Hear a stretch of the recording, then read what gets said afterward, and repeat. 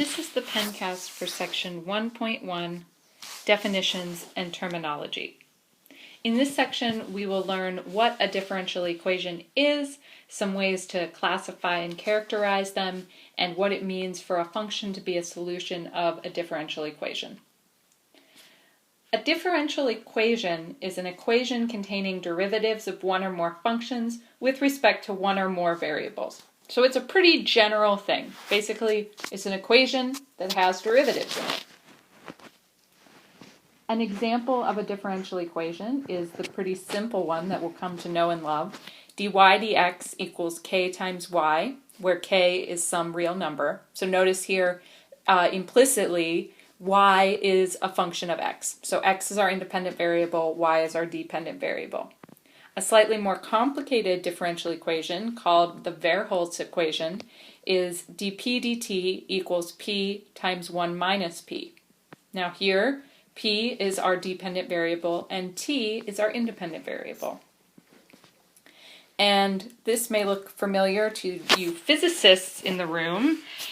This is what we call a second order differential equation. So m times the second derivative of x with respect to t is f times x of t, or f of x of t. Really, we should think of big F as a function. This is, you guessed it, Newton's second law. All of these are called ordinary differential equations, or ODEs, and this is what we are going to study this semester.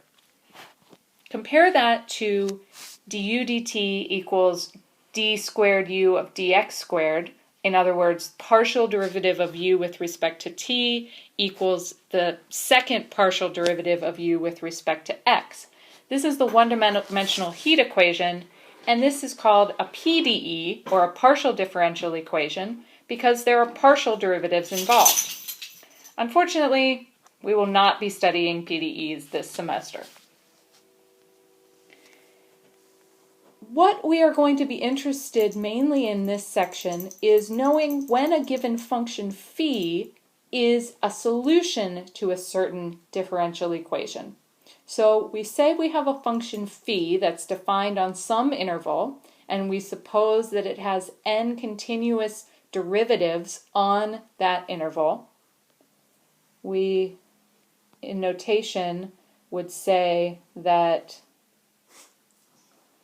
phi is an element of the space Cn of I. So that means phi is a function that has n continuous derivatives on the interval I.